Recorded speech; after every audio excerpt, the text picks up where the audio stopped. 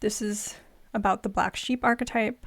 It's going to be a very general talk, and because it's general, I will always recommend therapy or a coach, seeking additional information, books, podcasts, workshops. There's a lot of stuff on archetypes out there, and sometimes it's surface level, sometimes it's just enough exactly what you need, and sometimes you do need the support of a trained professional who has done this work where they can walk you through the difficult parts of archetype stuff, because archetype stuff can be difficult. Alrighty. So I'm hoping my internet's okay today because it got chopped off the other day. Looks okay so far. So let's keep going. My disclaimer. This is shared for educational purposes. I do recommend and encourage people to research and ask questions. There is no dumb question. There's no bad question. And, a lot of people are afraid to ask questions because they don't want to sound stupid or dumb. Like, just ask the question. Like, even if it sounds silly or it was answered already or you didn't understand, you just need something repeated. I think questions are important, but we sometimes silence people for disrupting the flow of something, or, it was like, quote unquote, obvious. Things are not obvious. Like, if you want to learn and you're asking the same question over and over again, that means something, right? It's important. So I don't mind that either. And this is important too. There's a lot of things on TikTok and Instagram about all these diagnoses. While self-diagnosis is valid for certain things, I think it's important to also, when possible, get the professional opinion of a, professional in the area, expertise in that niche, what you're looking for. Everyone's different. All therapists are not trained the same. All their histories are different, and they're not good at the same things, which is interesting, right? Not all therapists treat the same conditions. They're not the best at all personalities. It's a personality mismatch sometimes, and that's important to honor. That's the things we don't always talk about when you're looking for a helper. These things they do matter. And also use it as a tool to explore and introspect. So all these tools, the personality stuff, personality, all the surveys that people are looking at, astrology too, I'm going to throw that in. They're tools for self-reflection. I think that people bash these systems because they're quote unquote not empirically validated, but I don't care. There are some things that you just have to trust the process and be open to things. And I'll just leave it at that. I don't want to start ranting about the mental health system because I don't want to go there. Okay? Okay, so I'm going to start very generally with defining or exploring what an archetype is. And the things that I talk about are usually just reminders. I don't talk about anything novel, really. I talk about things just presented in a way for people to consume across your life. I will revisit this stuff forever. Like, I was introduced to it a long time ago. I came back to it like 10 years later, and I'm trying it again. It's like every stage of your life, this information will mean something different. And that's so important. I feel like sometimes we feel like we're pressured to do something once and be done with it. It's not fair. It's like having a hobby, like you or trying to learn something and you're not that great, but it was like a first touch, right? I remember I tried to learn this system that I use now. It took me 4 years to figure out what I was missing. So I left the books on the shelf and then I came back to it later. I think that's something we need to give ourselves permission to do. If it's not clicking now, it doesn't mean it's not going to click forever. It just means that maybe it's not our time, or we can find someone else to help us out with it. So anyways, like the archetype stuff. This is like from dictionary.com. is the most basic of the basic definitions. An archetype is a noun. It's the original pattern or model from which all things of the same kind are copied or on which they are based. A model or first form prototype. So when I think of that, I actually think about stories and fairy tales. every fairy tale has a similar format, right? There's a protagonist, a hero of some sort, or there's a child. There's a wounded child. There's like Harry Potter type of character, the stepchild or magical child. That's a pretty common archetype for our time. Something about having magic as a child and having superpowers is one of the archetypes that speaks to our generation, which is so powerful. It's so neat. And so when you think of that, think about the archetypes that you see over and over again. You can look at pop culture. You can look at the superhero movies that are so played out now, but everyone has an origin story and you're kind of curious to see what happens after that. Like, same thing for you. You are a mix of many archetypes, right? And in Jungian psychology, it's a collectively inherited, unconscious idea, pattern of thought, image, universally presented in individual psyche. So psyche is like your mind, your perception of who you are and the world. And inside, there's these templates of different identities. Some of us have a very strong child archetype. Some of us have a very strong achiever, like I have to be successful. Some of us have to be like for me, the good big sister or something like that. The roles in our family is one archetype. We can be a sister, a brother, a sibling, a parent, an auntie, an uncle. Those are archetypes. We are very familiar with these things, and so I'm just going to name them for you to kind of get a bigger picture of like what exactly can you do when thinking about archetypes, all right? And it's unconscious. These things just kind of like exist. They just exist, and because of that, there's some things that we don't notice because they're unconscious. Does that make sense? I hope it makes sense. So this is just guessing game, right? And people who watch later on, you can do this too. Well, what kind of roles do these characters play? So just by looking at them, can you guess? Like, which one do you think is the tank? Which one do you think does, what's it called? Close range damage? Which ones probably have to be more brave and willing to take some hits because of their character and who they are? Pop quiz, right? I'm going to wait like 30 seconds because you could probably answer it. And so while you're guessing like which ones does the close range damage, which one out of these three do you think is probably the healer based on the colors that you see, based on like your associations with the imagery of the character? Which out of these three looks like they could potentially be a healer? And then lastly, which one do you think is the magic user, the ranged magic DPS person? And then my question is, how do you know? How do you know these characters are what the labels that they are identified with? Like, we kind of inherently know because it's unconsciously plastered in all our stories. We know what a witch looks like. We know what a black mage looks like. We know what, someone that smashes with big weapons. We kind of know what that looks like because it has a look. It has certain characteristics and traits. And the same thing goes for how we look at each other and what we, perception-wise, what we think we see. So I said we think we see. Sometimes this is not always true.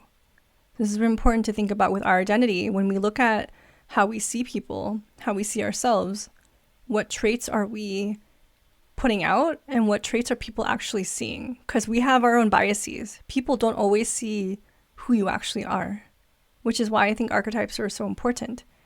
You may be, showing the world one thing, and instead of them picking up all the 100 things that you are, the world might be focusing on one or two things, and then they blow that up and say, though, no, that's you. That's all that you are. You're nothing else. So it's like reclaiming power of coming back to, who am I actually? I'm more than that. I know I am. I know you are too. So again, an archetype is a universally present, but also individual. Oh my God, what does this mean? It's not a sentence. It's universally present, but also individual. So what does that mean? it means that, so as an example with teachers, all teachers have similar values and parts of their story. Everyone knows what a teacher is. Everyone knows what a mentor could look like, right? But because it's like a pool of a type of person, they're different. They're all the same all the same archetype, but within that, they're different. So teachers can experience very different things, like how they teach, right? We've all had different types of teachers going to school. We've all have had like learning about, if you're your own teacher, you've all gone to different schools. Your education is different. Your wanting to learn more is different too. The subjects that a teacher's good at would vary as well. So it's a range within the umbrella term of the archetype. And the big one for me is like how teachers see students and homework. It's like some teachers are so chill. They understand that learning is for, the information and being critical for the future. And some are like paper pushers and they just give you worksheets to memorize for some test. And so it's a range. You could have the same label, but underneath, very, very different. And last two is like how teachers see school systems and how they interact with parents, because not every teacher is great at interacting with parents. Like that's not something you expect all the time for teachers. But it would be a wish and hope for like younger students, but it's not always the case. So yeah, you already know what an archetype is. You already know. Just look around you and you'll start seeing the labels and the roles and parts of identities that people have, and within yourself too. So again, these roles we inherently have. You get to discover them and try them. I want to emphasize that because sometimes we think that we're only allowed to be one role. And that's the tricky thing. Like you grow up in a family system, everyone treats you a certain way, and they're like, nope, that's you. We're not changing our family for you. Hi, Red Panda. Welcome, first time chatter. Welcome. I'm talking about archetypes, specifically the Black Sheep. I hope you can stay for a little bit and then share some comments on this topic. I love archetypes. And so I hope you're having a good day too. I do like red pandas. They're so cute. So like, again, these archetypes will be a primary life lesson. Some of them will be. I'm going to say the Black Sheep is one of those types of archetypes that they can become that life lesson. And it's a lesson to embrace power and self-esteem, because when we start exploring more of what the Black Sheep is, you'll start seeing that sometimes you don't feel so great being a Black Sheep, right? So that self-esteem is not always there, and your power might be taken away from you because of the systems that you are a part of, your family system most likely. So again, and also some archetypes stay forever, some are a part of our stories, and some just like go away. It doesn't have to be with us forever. Just like being a Black Sheep, it could take up a part of your life now, but it could slowly become smaller over time, and other parts of your identity start taking up more space too. So let's explore the Black Sheep. And again, this is a very general description. It's way more complicated than this, but I'm sure, again, like I said earlier, you know what an archetype is, and most likely for some archetype, the general ones, the more common ones that we hear, like the Black Sheep, I'm going to guess that a lot of people who will view this know what a Black Sheep is. So I'm just going to generally explore it, okay? So the Black Sheep can point out problems and patterns of the family that the family doesn't want to talk about. That's a really interesting point. Like, there's this energy that happens within a family, and then things may not always be comfortable, comfortable or not. And then the Black Sheep starts pointing things out and making things very uncomfortable. It's not a good feeling for the family. And so they start redirecting everything. So the family can redirect the blame, stress, frustration to the Black Sheep instead of the family issues that need to be resolved. It's like this arrow process of going back to the Black Sheep. It's like, hey, we were fine not talking about these problems. We're okay with not doing anything. But now you're rustling the waters? You're making everyone uncomfortable. We're going to blame you now for bothering people. You're the problem instead of the actual problem. So Black Sheep can be very insightful. Again, they see things other people don't want to see. That is the power of the black sheep. You're willing to go there. You're willing to bring up the stuff that's like uncomfortable. Basically the truth. You're like truth tellers. But then because you're saying things and see things that other people don't want to, because they're not ready, they're not willing to go there, you can start feeling rejected, misunderstood, and victimized. It's a very sad, lonely, misunderstood feeling. You feel like you're going crazy when all you're doing is pointing out the truth. And so it can lead to anxiety and depression, which I recommend. Again, I'm just going to side note, I recommend therapy if you're having a hard time working through that. And they may also internalize being the problem. So here's the thing that happens. Because you're the one pointing stuff out and no one else wants to acknowledge it, people are getting flustered. They're being, poked at. Their mind is being poked at. Like, why is this kid, this person, saying things that are so, like, why are they making people mad and pointing things out that are just, like, uncomfortable? We don't want to talk about this. And so because you keep on being called the problem, instead of people acknowledging what the actual problems are in the family, you start acting out like the problem probably. You internalize this like, you know what? Everyone sees me as a problem. They don't think that I can do anything other than that in my life. I'm gonna prove them right. I'm gonna do it. I'm gonna be the problem. And so it's unconscious stuff, or you choose to take it on purpose. You take the role. You start being the problem. And so it starts permeating, bleeding into other relationships where you gravitate towards people who repeat the feelings of rejection and pain. And so it's like this, you have antenna on your head now.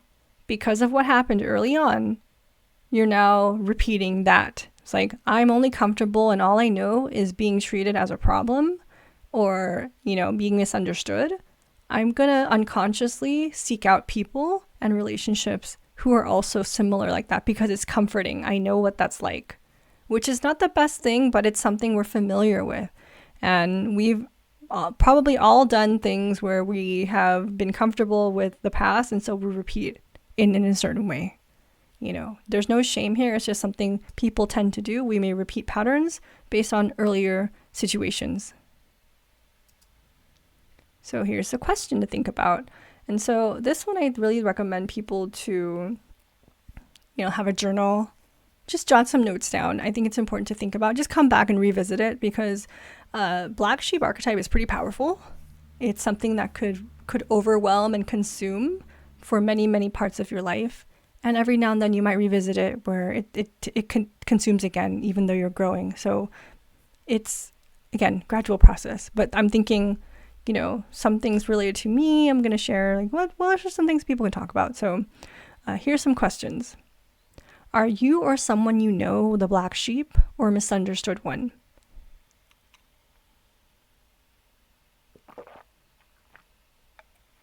And so when it comes to a family, I think there's multiple people who could be the black sheep for different reasons. It's not just one person, which is, again, I think about how some people can be rigid with roles. They think only one person can be that. Like, no, multiple people can have varying degrees of an archetype. And so if you are the black sheep, someone else in your family could also be the black sheep, because willing to talk about uncomfortable things, willing to want to change the system of the family unit, but most people want to just keep everything the same, and you don't know. So how does it shape the relationships in your life? This is really important because so all I am for is about awareness. That's basically what I'm sharing information for. Sometimes we're doing things that we're not aware of, and then it causes hardships. It ripples into our relationships. It's like a block of some way where we're like, what is this pattern here? Why do I keep on meeting this same type of people? Or why do people not understand me? And so it's the balance of, does it shape relationships in your life? Do you not know? If you don't know, that's something that's light bulb, really big information. So what do you know? Okay. So it's, again, just expanding, just jotting it down. Just think about it like, does it shape the relationships in my life? I don't really know. Because I don't really think about this stuff. Like, if you don't, like, try thinking about it now. You know, go slowly, take your time, because you have the rest of your life to figure this stuff out too. And how does being a black sheep affect your self-esteem? So here's the comparison game and being different in society. A lot of us will feel a certain type of way when people will point out or make fun of you for being different. You have a feeling and you kind of know, you just know that there's something off about you, right? It's the way people look at you. It's the way people will comment on things that you do, the choices that you make. And it's not fair in any way, but it could be something that tends to happen when you're living out the identity of a black sheep. And how do other people treat you or the black sheep you know? And just, again, this is like trying to take a bird's eye view, because sometimes when we're in it, it's too uncomfortable and we just get overwhelmed emotionally. It's a lot to think about. So start thinking about human dynamics, personal relationships. When you see that happen, or if other people who are the black sheep, how are they being treated? And do you think that you ever get treated the same way for being different or a black sheep? And here's a big one too, which is about personal accountability to me when it comes to identity and personality. Are there times being a black sheep sabotages you? Because sometimes you may push people's buttons on purpose. It's like, well, I'm the only one willing to go there, so I'm going to like make people mad. I'm going to call them out on their bullshit, right? I'm going to hurt people's feelings because they've misunderstood me for way too long. I'm done, you know? And so if you go to that extreme, you will start hurting people the way they've hurt you. You might start doing the things that other people have done to you because it hurts so much and you want to get back to them, right? Back at them. Again, not saying it's good or bad. I'm just saying it could potentially be a pattern or a choice that some people make when they realize that they have this relationship with certain people and now they're done. They want to get back at people. And I get it. Revenge is like a spite too. Like, it's a thing.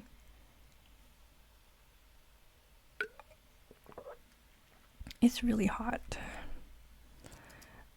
Okay, so I just want to throw this in because I found it interesting. I thought maybe people might like it too. So in terms of black sheep, I was just Googling it. So this is really simple, Google. Being a black sheep has correlations with, oh no, is it working? Okay. I don't know if I'll end it early because my internet is very bad right now. It's just not working. Okay, so when it comes to the black sheep archetype, I saw that there's like kind of like an interchange? No, that's not the word. Replacement? I don't know. So the word identified patient is also used for therapy, but also can be the black sheep of the family. So here's what happens. I'm just going to read it and then I'll talk about it some more. It's from the Encyclopedia of Couple and Family Therapy. I didn't read the whole thing. I just read this part, okay? So the concept is identified patient in family systems theory. The synonyms are identified problem, IP, scapegoat, symptom bearer. So think about it in terms of therapy, okay? So the term identified patient or IP is used to describe the person in a family who has brought the family into therapy. While this individual is often unconsciously selected as the cause of family conflict or the one about whom others are mostly concerned or focus their attention, his or her problems frequently disguise larger issues within the family. Rather than working solely with the IP, a family systems approach maintains that the identified problem or person is a manifestation of systems issues and all family members should participate in treatment together. This is huge, okay? Huge. Big. So big. What it means is the person who's the black sheep is a reflection of the family. People don't want to think that there's anything wrong with them. They'd rather project all that bullshit onto someone else. So subconsciously, everyone in the family picks one person be like, you're the troublemaker. You're the burden. You're the one that's messed up. You're the one who's not successful. You're the problem. You're going to be the problem because I don't want to deal with any of my problems. And it happens so commonly in many, many families. Family systems not coping with whatever happens, traumas, griefs, losses, so much problems, right? So many problems. And that's what happens. You redirect all that unconsciously. So this is, again, unconsciously onto someone else. And so that person instead goes to therapy. It's usually a child. It's usually someone who has like maybe a vulnerability, a disability, someone who's, already quote unquote different in some way or weaker because of age. And you don't have a choice. You take the role because everyone in your family told you that you're the problem. You're the black sheep. And you inherit that role. So you end up being the problem child or going to therapy. Not fun. Or you don't get help and you just struggle for the rest of your life. I'm just going to share this stuff because I'm sure. This is the thing though, like the identified patient, I work with gamers. So a lot of identified patients are the kids who are struggling to launch into adulthood. You graduate high school or go to college, graduate college. You don't know what to do with your life. Your family doesn't know how to support you because you are different in some way. You have different passions, different ways of learning. Instead of learning how to support you, they will double down on treating you like a problem. That doesn't make it better. It makes it worse.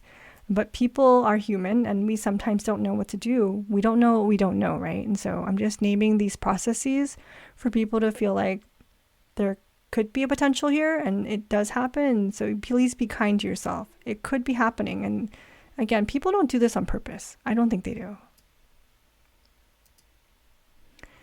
Alrighty.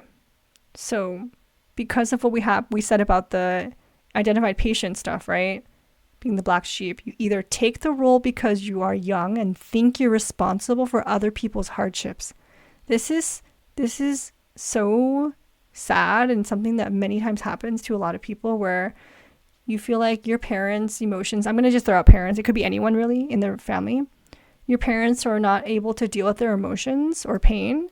And so as a child, you feel like, oh, I have to do something to be perfect for them, or I have to, I'll take the burden. I'll want to try and fix it, because you care about them. They're your caregivers and you feel like you owe them in some way, right? Because you're a child. And so because of that, you may inherit the role because they don't want to work through their stuff, right? It reminds me of like, I don't want to hit too home for so many people, but like, you ever see very chaotic divorces and there's a child in the middle and they're being pulled back and forth?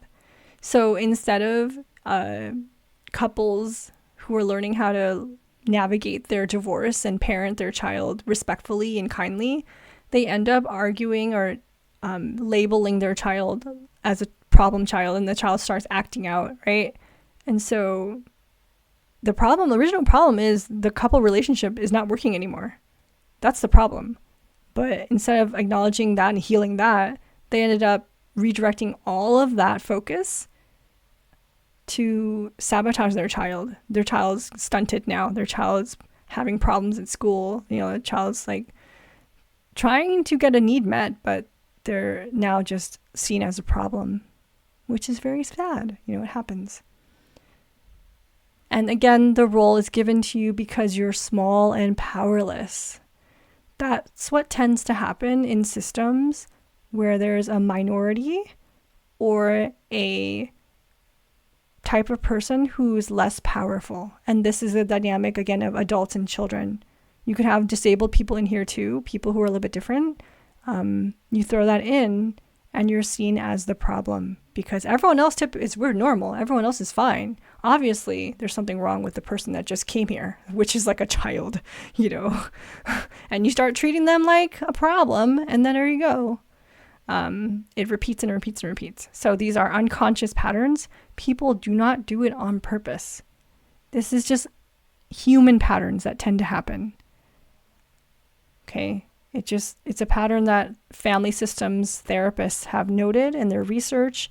And so there's names for it. You know, you're identified patient. Well, that means your family was quote unquote dysfunctional. You're just the symptom. Like, you are the manifestation of the things underneath the iceberg that people are not ready to show. So family therapy is very important, but most of the time, people don't seek it out. So that's another side note though. Like, you can heal your family stuff in relationships. I just want to give you hope here, okay? It doesn't have to heal within the family itself if that's where the stuff is coming from. So yeah, vulnerable members of a system can become the black sheep. And look how cute that kitty is. So cute, little toe beans. So cute. Okay, so here's a note on archetypes and identity. There's a lot to go through here. It's a lot of work. So I'm just kind of throwing, like, I just threw stuff on here. I don't know where you're going to start. You can go anywhere really, but it's an internal process. It's an internal process of reflecting on who you are, a lot of these things that you don't have control over, and just seeing where it takes you. You know, just honoring how you observe stuff really helps you grow in terms of dealing with stress and just learning to cultivate self-acceptance for what you cannot change. And that's the win. You want to win by having mastery over your emotions. You know, knowing when it's okay to like let it loose, and also knowing when to be like, you know what, that wasn't actually worth getting upset over. It's just something that happened in my past, and now all the consequences here. That's how it's led up to who I am. You know, and so it's part of you. So acknowledge the roles. I should have put roles. These roles are given to you without control, and we continue these roles for survival. That's the big part of like growing up in a family system. Yeah, my internet sucks today. I'm getting a little frustrated because I doubt that there's going to be a replay. I already know that I already know I'm going to get cut off in the recording. I'm feeling kind of like sad right now because I put in so much work to make these presentations, and then because of the internet, I can't control this because of the internet. Now I won't be able to upload it and have people listen to me.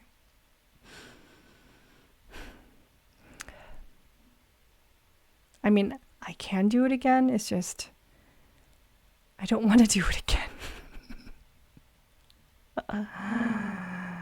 Okay, that's okay. So we continue these roles for survival, and that's something that happens for everybody. All right, you're born into this world.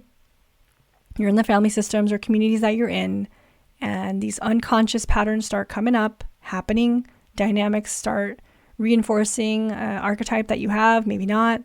And so you start repeating certain roles because you're a kid. You want acceptance. You want to be loved. You want your parents to like you, right? Or at least you want to belong in some way, right? And so we do these things. And for everyone it's different, but this is specifically about the black sheep, right? So again, it's about survival. It's a survival type of archetype. And then they repeat in environments and with people that remind you of your past. And so again, put the antenna on. Let me do two. Put the antenna on. What are the dynamics that you're acting out again? Who are the type of people that remind you of early patterns? Is it a good pattern? Is it something that you can work through to become stronger, better version of you, heal in some way? Gotta think about that and consider creating and finding new environments and people who will honor all parts of you. Because again, growing up in survival mode, you're only allowed to show certain archetypes, which meant a lot of archetypes inside of you are being quieted and silenced, or they're just hiding. They're like waiting for their time to shine, but we don't know sometimes until we just be curious about honoring that. And you have to practice being authentic, knowing it'll take time, hiccups, and self-compassion. You got to be kind to yourself. I will say that till the end of my life. Be kind to yourself. And bravery. So you are more than the roles you embodied to survive. Look to role models and heroes for new paths to take. Practice new roles, try, stop, and revisit. And it's just the constant over and over and over again. You have the gift and curse of the rest of your life to figure this out. It can be frustrating when you're ready to change, that you want to change really fast. So I want to just give you put the brakes on it. Change is slow. I remember trying to water a plant once. I use this metaphor of like, I don't know, no one is a gardener here, but let's say you water a plant, right? You dump like a whole gallon in this plant and you're like, okay, I'm good. I'm not going to water the plant for a whole month now. Like, that's not how it works, right? Just because you're ready and you dump all this information and knowledge and you're motivated, the change won't last just because you do it all at once. You have to spread it out. That's how habits form. Just like any habit, it's about just the gradual building up and integration to be more like that over time. So you got to go slow and you just got to be patient. Sorry, impatient people, you got to be patient. And here's a visual from like last thing I did last time. I think it's really important to constantly go back to what systems change looks like, because for some of us who are trying to grow, it's frustrating to see when what you would call homeostasis happens. So homeostasis is when the system tries to sabotage the change. Okay? Because I'm sure you might feel that way when you go back home, when you meet a certain person from your past and they trigger you to act a certain way, or you want to hide who you are. They don't always get to see you. Like, you don't have to show them. Like, I give you permission not to show certain people who you are. Some people don't deserve it. But again, if you want to go back to the system, I remind you to disrupt the system to gradually introduce change. Because if you want to show people that you're different, give them a chance to catch up with you too. Because think about it. If you're changing in your mind, you've already made the decision. You want to grow, you want to change, you want to be different in some way. Other people haven't thought about that yet. By the time you've taken the months or years to pick up a new habit or something to change your identity, to grow, other people will need more time to see that change. It's kind of like how you ever like get a haircut or dye your hair, and then someone finally sees that you dyed your hair like a month or two later. It's like, yeah, I did it 2 months ago. But people need time to actually notice what they're seeing. People want to see what they want to see. People will actually try and see what they think you are, not actually who you are. So that's something to think about too. It's nothing against you. Some people just never will see the greater parts of a person. They just want to like be stuck in the past. It's easier that way to not see how people are growing and changing, because changing is hard. You have to really, literally, your mind has to go through all these things to see people as they're growing and changing and becoming more powerful and developing more self-esteem. It's changes that your world too. It's like as you change, other people change. So it's very complicated. Just like a cell body, everything moves around to compensate. So, dude, it is so hot. Okay, I'm gonna drink that some more. Ugh. All right. So because we're talking about Black Sheep archetypes, like the family systems that we belong to, and sometimes change isn't always happening, I want you to start thinking about what you see in the moment or in the past. Because a lot of us are just thinking about the past. We don't even see how we are right now. Okay? So if you think about this, I'm going to just ask you here, who are you? Literally, who are you? When you think of your fandoms, who are you identifying with? This could be a whole activity. You could spend hours thinking about this. I know people who are obsessed with their characters and fandoms that they already like. You're already doing this. I just want to name it with a reason for why you're doing it. Some people are so obsessed with the fandoms and the animes and the stories and the comic books, the video games, because it means something so much more. It's not just an activity to do. It's not just a hobby. You're tapping into something important. So what is it? So for me, I'll use myself as an example, right? But first I'll go with this meme. So like, I keep on reading on Facebook. I'm an old lady. I use Facebook. So like, there's this post that comes around every once in a while where people who seek out like astrology, Myers-Briggs tests, Hogwarts houses, BuzzFeed surveys, all these things that give you a survey of identity or personality.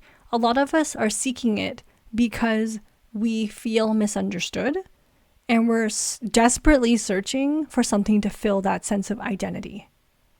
I don't know if that resonates with anybody, but it resonates very much with me. Because think about it like this. If people understood you and saw you for who you were, you would not need to search. You wouldn't need to search for this stuff because it's congruent. People on the outside treat you like how you feel on the inside. So you're like, I'm good. People see me. They see my strengths. They nurture me how I need. They communicate with me, which in a way that's important. I don't need to think about what's missing. I don't need to think about why people misunderstand me. And so people who don't introspect don't really need to, because again, their sense of self is probably secure in some way. So for those of us who don't have that luxury, we've had maybe a history of rejection, misunderstanding, being seen as the problem in some way, we will kind of seek that mirroring in the things that we love. So I'm going to ask you to do this, okay? I don't think you've done this or you've heard it, because just think about it. When you think about your loved ones, your friends, really close people that know you, who do they compare you to? Who do they say you always act like? So think about it. And when they compare you, is it true? Because sometimes people will project. Sometimes people will see only a part of you. That's information too. If people are only seeing a part of you, what are you showing? What are you hiding? What do you want people to see if they had to compare you to a different character? What would you have to do differently to show that part of you? And do you think the people in your life would accept that part of you if you decided to show something different? I don't have any answers for this. I'm just naming some things that are coming to mind right now. And then when people name these characters with you, how often are you like this character? Because like going back to survival, now I'm thinking about habit and belonging. A lot of us may tend to behave a certain way to belong, to have community. It's like some people just want to perpetuate a certain type of identity for you and they don't want you to grow. Or it's like, well, I liked you like this. Now you're changing and now I don't like you. I don't know if you ever heard that. You know, sometimes people aren't welcome to their friends changing. And it's hard. It is hard. Like, I know I have changed. And sometimes people are like, you're not the same person that I liked before. You're not the same friend or family member. Like, why are you so serious? You know, at times change people. Trauma makes you serious sometimes, but trauma also makes you have a really dark sense of humor. And so it's depending. It depends on life experience and adaptation. It really does. So all these variables. All right. I can't name them all, but you can just go back through your life. So I recommend a timeline. Think about like parts of your life. You know, take your time with this. Think about all the roles that you've played. Is there a theme? I'm going to guess that there is a theme. I'm guessing there is going to be a theme. So here's some more things to take on, to try. So the black sheep, again, is something that you use for survival. But over time, as we become adults, it can become a wounded archetype. And it could take over. All right? So again, as a child, we have no control, no power. But as you get older, you start having a little bit more power. All right? It's important to think about that. Like, yes, you do have more choice, more option, more control as you get a little bit older. And in certain circumstances, you don't because of this economy and society. But in general, still more power and control than a child. So these are just things, again, more things to think about. Batman will help me and you reclaim your power.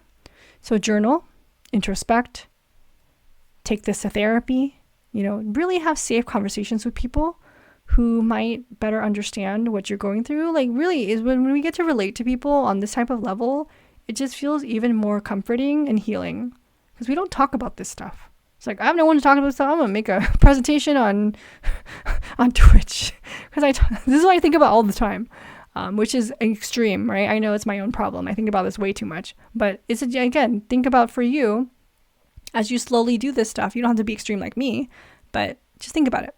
How often do your wounded archetypes take over? So now you're kind of, again, looking at yourself from a bird's eye view. How often are you doing this stuff? Right? How often do you feel like you're wounded? How often do you feel like resentful or angry about things that you didn't get growing up? Just note it. There's no solution yet.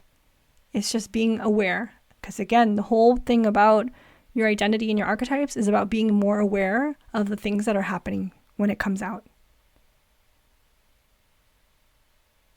And here's important too. It's like a science experiment. When do these wounded archetypes take over? If you start looking at it, you'll start understanding what the triggers are. Who is pissing you off? Who's making you feel so wounded? It might be certain people. It might be certain circumstances. That's information, and information is power. You reclaim power once you identify the patterns and when things happen. And how often is it on autopilot? So this is the thing where a lot of us are just trying to survive. If you're an adult now and you're on autopilot, I have compassion for you because life is hard right now. But think about it. Are there ways where when you're on autopilot, is there something you can do to not be on autopilot? Can you just be like, I noticed that my black sheep's coming out, or any other archetype, right? And I'm feeling very misunderstood, and they're blaming me again for a problem. I know I didn't do anything this time, but they're still blaming me. So like, can you get away from the circumstance that makes you feel like that? Is this a primary lens of the world? So like I mentioned way in the beginning, we have so many archetypes, so many, but because of limitations with experience, how people treat us, and their relationship to us. Like if an important person treats you a certain way and you feel like you're misunderstood and a black sheep, I'm sure that's going to weigh more than some random stranger treating you like you're the black sheep, right? So if an important person is kind of doubling down and reinforcing this identity for you, is it also a primary lens of the world for you? I'm going to say probably, right? Oh, I didn't know you're here. Extreme. You know what? I don't know what I was talking about now, so I cannot answer that question. Sorry. I cannot define extreme for you. And I don't know when you commented that. Because my chat's not moving. My stream was frozen for like the whole hour. Yeah, about that. So, again, like I mentioned earlier, we have many archetypes inside, but sometimes one takes over. It's like a house inside your head, right?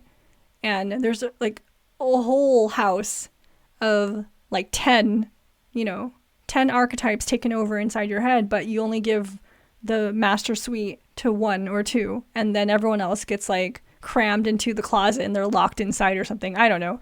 Like think about it like that. Like how many parts of you have you given even permission to show up? So that gives you, like, goes into the next question of who else can you be? Sometimes we don't know because of how people treat us. You could be so powerful, creative, gentle, sensitive, and assertive, but because people boxed you in something, you feel like, no, I can't be anything else. Someone else already told me who I was, right? Someone important to me or a bunch of important people in my life told me I was already this. I can't change. Yes, you can. You can totally change because people can be wrong. Like, as much as you care for them, as much as they loved you, a lot of people can be wrong about what they see when they look at you. A lot of people can be wrong about you based on how they treat you or what they are assuming. It's so much assumption, and that's sabotage right there.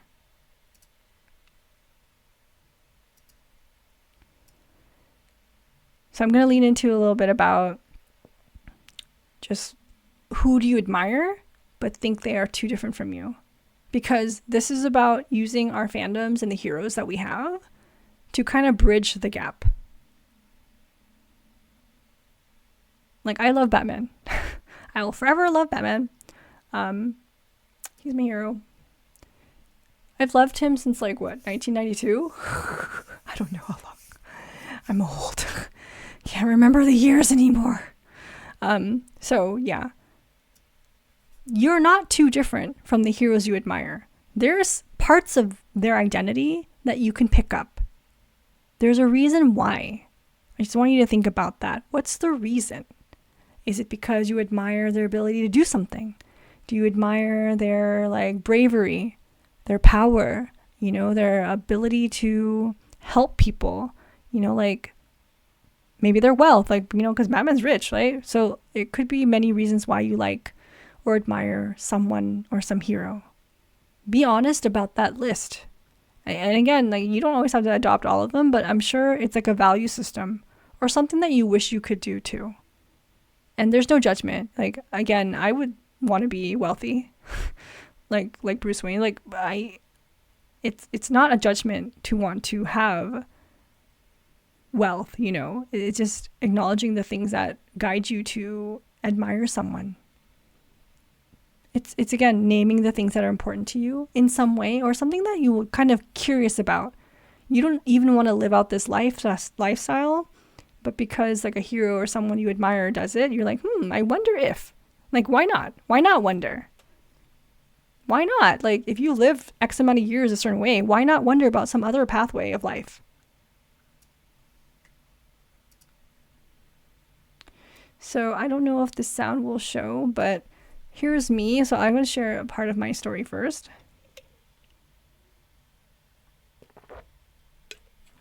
All right, so I consider myself partially a black sheep. I don't know completely, but I know there's some choices that I made that people don't agree with, and I'm a big disappointment. I already know that. Hearing my mom cry about me not being a doctor. Only times your parent cries is about you. It's like a death, really. A death of a hope of a child. That's how bad that is. But the reasons that I do stuff is completely misunderstood, and I'll always feel on defensive mode of I completely disappointed my family. I'll never make the best decisions. And that's a past perception of how I would feel about my life and my life decisions. It doesn't feel good. It's painful. At the same time, this is my life. And so thinking about growing up like that and feeling small, feeling rejected, feeling misunderstood, there's room for growth now. And this involves play and experimentation. And this is perfect because we're on Twitch. This is perfect because we're doing things related to exploring ourselves in ways that maybe you wouldn't do IRL. You wouldn't be, doing things that you would do in Fortnite, but it's a way of self-expression and feeling a sense of power. It's, it feels great to win. It's fun to do things and just challenge yourself to grow. So I'm going to share this quickly.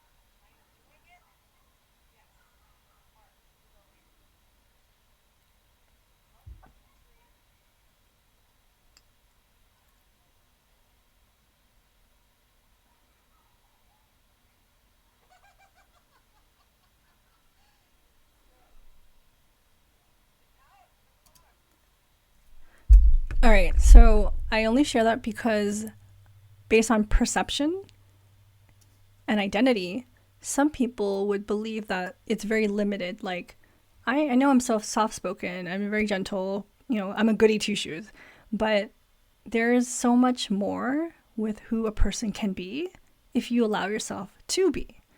And it's intentional. So using your games that you play, cosplay, geek culture, referencing our heroes, it already shows you who you already are. Like when you play, you're very much also like that. Whether it's in game or not, you have the capacity to. And again, there's no judgment. You can be brave, complex, powerful, and gentle. You can be your own version of something. And that's, I think, what something like being flexible and having a range of identity is not something that many people embrace because it's scary and it's confusing. Like, how can you be gentle but also aggressive, right? How can you be so calm but also very violent? It's both. Like, we have the capacity to be so ranged in identity that it frees us from any judgment. It frees us from having to please people because you know that your ability to embrace everything is just there. And that's not picking and choosing or like not knowing who you are. It's actually the opposite. When you know who you are, you know you're capable of doing more. When you know who you are, you know which archetypes are not yours too. It's like, I know I'm probably not going to be like a firefighter, but I'm a helper, It's that being okay with everything, just being more, but also not fooling yourself to try to be something that you're not. I think that's like the summary of archetypes.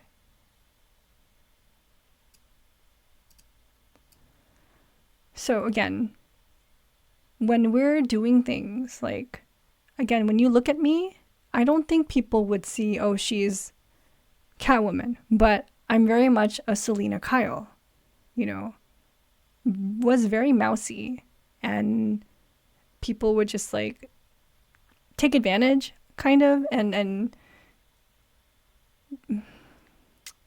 underestimate me. And so that's the whole thing about having certain archetypes. Selena Kyle is not a Catwoman. Selena Kyle is the mousy, sensitive person, and she gets treated a certain way. So like every archetype has a lesson to overcome. Like the black sheep, it's to not be misunderstood. It's to accept that you are different in some way and then find the right people to not make you defend yourself or feel constantly misunderstood. It's the journey. Every archetype has its own journey. Every archetype has its life lesson. And sometimes the strengths of an archetype are the things that you're missing. Like, it's amazing because some people spend their life learning about the darker parts of their life.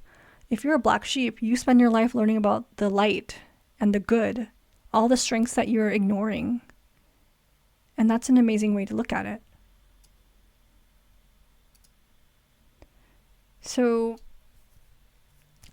this is very important to me. I know I'll talk about archetypes forever. It's so important because those of us who feel misunderstood, I know not every gamer here feels misunderstood, but whoever comes across this in a replay, and if you do feel misunderstood, I just want to share that I resonate with you. I get it. It's not easy, and you feel like sometimes, is it worth trying to explain myself to people who aim to misunderstand me? They're not even open to knowing who I am, right? So that's part of your story. That's part of your life journey of figuring out who's worth knowing. You don't have to show all parts of you to everybody. You don't have to show people who hurt you how you've grown and changed. Like there's really no reason, if they want to misunderstand you, they're constantly wanting to see you in the wrong way, let them. That's the perception shift of who are you going to go towards now. If we're trying to chase love and acceptance from the wrong people, that's not the great choice in life. Maybe that's your life lesson. So who can you go to that will see you in a healthy way? Who will you go to that will uplift you and will see your strengths and support you even if you are struggling? That's the hard part. A lot of people will only care for you and be in your corner when you're doing your best.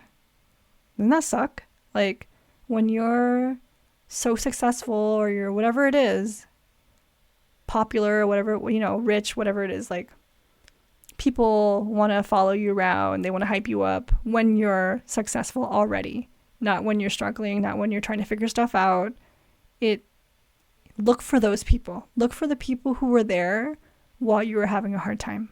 Look for the people who respectfully try to encourage you and just be there. That's the win. It's a perception shift.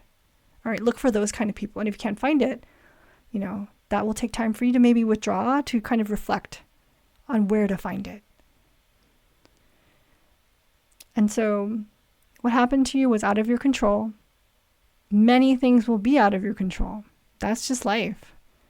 And for the rest of the story, how will your choices change?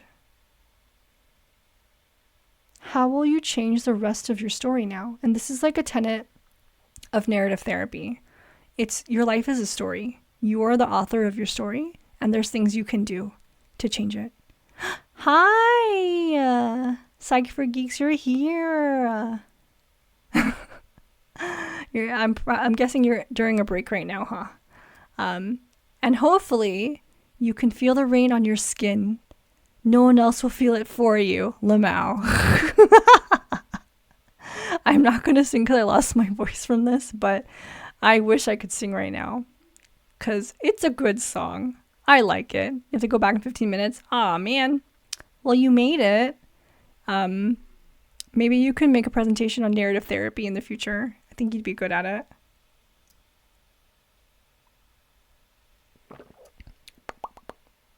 And my ad breaks are going to come, so touch grass.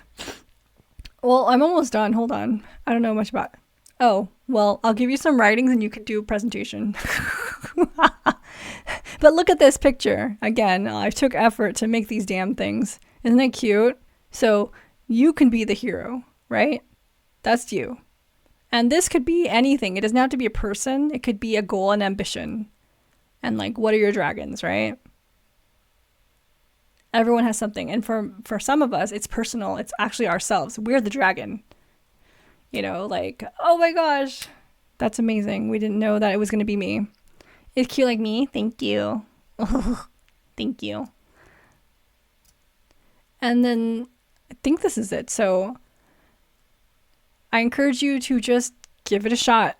Like based on living a life for a certain amount of time as a black sheep, you have nothing to lose. Like really, if people treat you like you're the worst person in the family and you're the problem, there's only room to go up, you know, like, so try something different, a new role or an old role. So that's interesting about your life.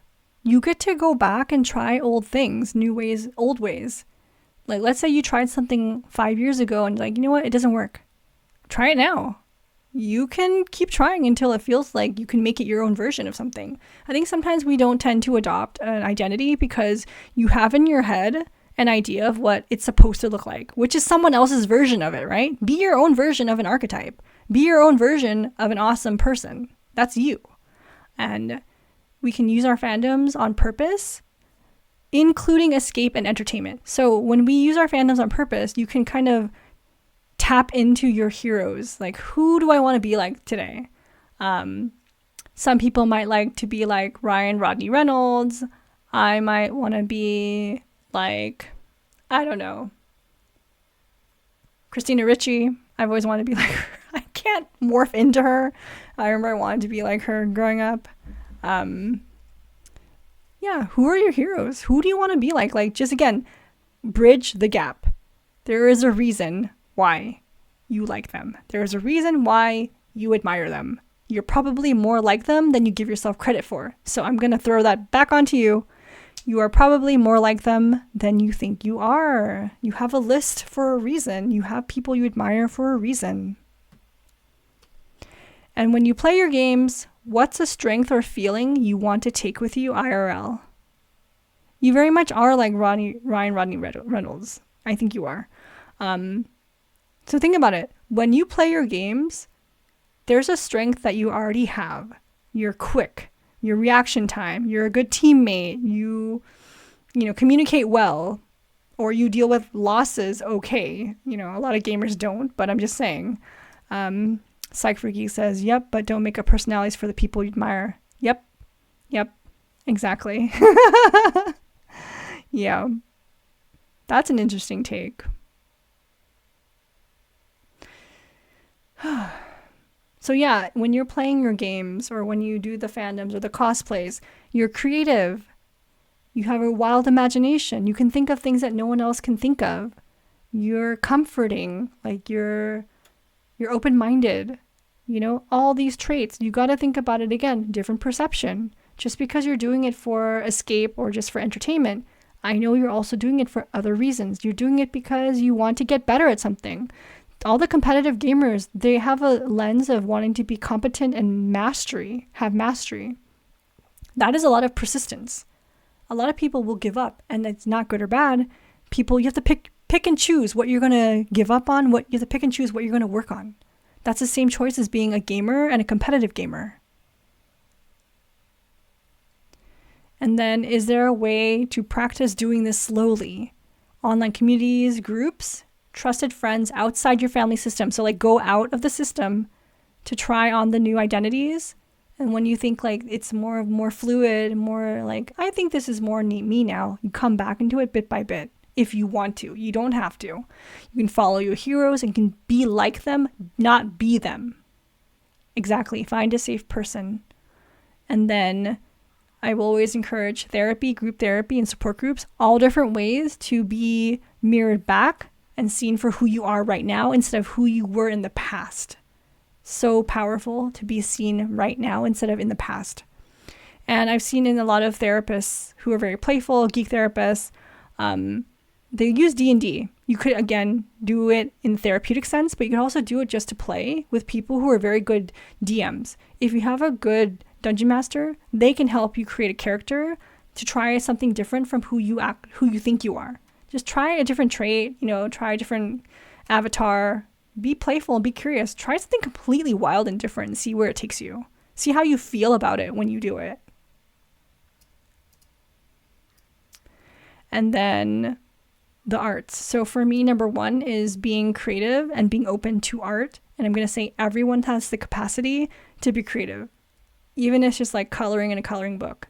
You don't have to be the masters of the Renaissance to be an artist or a consumer of art. That is not fair. Even just listening to music, that means you're exploring parts of your identity. You can be acting, spoken word, performance, drawing, content creation, memes, singing, and improv. And there is also improv therapy. A lot of therapists will encourage their clients to seek out improv, to embrace more of who they are, to cultivate a sense of personal power and be more brave. So all these things are very healing ways of reclaiming and expanding on who you are. And it's a process, so your growth and how people see you will happen gradually. Please believe that. It's worth the slowly attempting to do. Hiccups, try again. Hiccups, try again. It's a habit, and it's so worth it. You're totally worth growing for. You're totally worth doing something different for. And sometimes people will not see you differently. So that's the hard truth. Sometimes we grow, we change, and when we come back to see them over time, they still treat us how they think that we are 15 years ago, 10 years ago. They never caught up, and that's their problem. You could change and be completely different, and they're going to still try and push you back into a past version of you. So I just want to note that because people can be powerful. So it's important to understand who has influence over you. Some people are very influential. Some people's opinions matter more. But over time, hopefully, I'm throwing things at you, throw it at you, give you permission to, your opinion matters more. How you care about yourself and see yourself matters more than opinions of other people. Please try and believe that. Okay, and this is my last reminder before I wrap up. change, this is the freaking cycles of change. Like, it's this, okay? It's not linear. It's not gradual mountain climb. You go up and down, all over the freaking place. It's messy. If you try a different identity, it's going to be the same thing. If you try to be something else, a different role, or an old role that you want to visit, it's like this. So messy, so chaotic. It's acceptance of the process. Once you know that, you give yourself permission to just like to breathe. You're not doing it wrong. It's not wrong to be messy. That's change and that's life.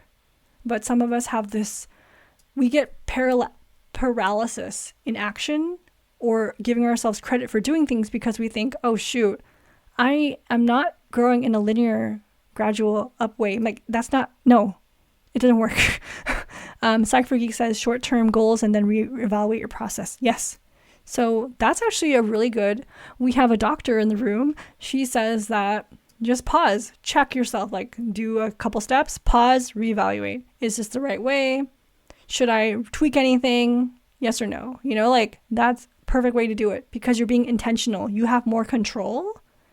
Otherwise, we get too tired and abandon our goals. Exactly. So you give yourself more power when there's a plan in place while it's kind of messy. So it's a little bit of both. It's messy because that's the nature of humanity, but you can check in and see, how am I feeling? Do I need professional help right now? Am I coping okay? Is this who I actually want to be, or am I doing it for the wrong reasons? Or did I try something that I think I should have done, but you know what? After trying it for 6 months, 6 weeks, it doesn't feel right. So you have permission to stop. It's all you. I think that's it.